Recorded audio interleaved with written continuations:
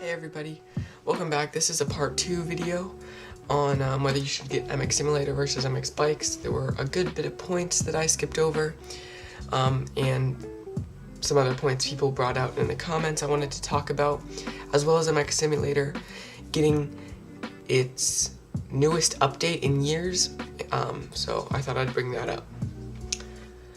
Again, I'm not trying to tell you which game you should buy, I'm just putting out the facts of both games. So the first thing is the new MX Sim update. There were two things. It put the game from 32 to 64-bit, and it also gave you a new setting in game. I don't play the game anymore, so I don't know exactly what that all means, but I know it helps you with braking bumps and roughness on tracks and staying up. So that was the new update. And now it's just a few things that I kind of wanted to expand on or make a few points clear that maybe weren't super clear in part 1. So the skill gap for both games, I don't think I really put enough emphasis on this.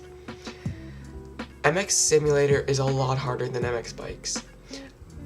If you want to put 100 hours into a game and have a lot to show for it, you can put 100 hours into MX Bikes and be pretty good and do whips and big jumps and whatever.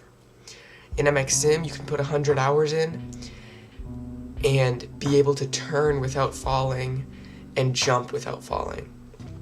Obviously, you'll probably be able to just do some laps around a track without crashing too, but you need to put a lot more than 100 hours in to be at all good and at all consistent in MX Simulator. The pro scene, which is something I didn't really expand on, it's dying and it's super toxic in MX Simulator, and in MX Bikes, the pro scene is just starting up now. The SX tracks for this year have been amazing, and they have a pro scene starting up with full brackets and points and races happening. So the MX bike scene is taking off. Just for the looks of it, the games are very different. MX Simulator, if you go into a server and you don't have everyone's skin downloaded, it will look terrible. The stock skins are trash. But in MX Bikes, the stock OEM bike skins are actually really good, and I, a lot of the times, like using them as my main bike, because they look really good. And then just one more thing with the models is the pricing. I know I brought it up, but in MX Simulator, if you want to make a gear set, you have to at least pay $40 just for the gear. And then if you want to buy boots, a helmet, an EPSD, and if you want to buy a bike, that can get way into over $100 so easily.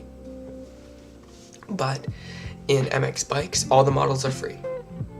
So if you want to make a gear set, you open up the gear and you skin the gear, you name it, you put it into the game for free. So that's just one more thing I didn't really talk about.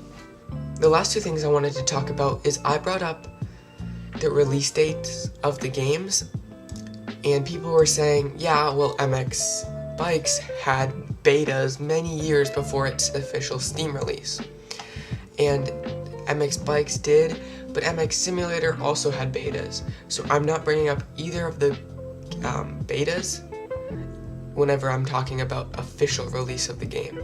I was comparing the Steam release versus on the website for MX Simulator, which is 2007.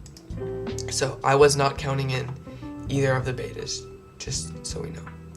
Now the last thing is VR. In my opinion, VR is really awesome. It looks super sick, but in my opinion, that will never be a thing in MX Simulator ever. That game is very old, and I just don't think that JLV would ever make it VR compatible. Obviously, it's already VR compatible in MX Bikes. I'll put a clip up I don't have many clips because I don't have it, so these are just sent to me on Instagram. But it looks super dope. So I would love to see this feature of the game used more. But yeah, that was about it. I didn't want it to be super long, and I'm hoping I do not have to make a part 3. I hope I got all my main points in for this video. But yeah, I'm not here to say which game you should get, but I'm just here to give you the facts. So, see you guys.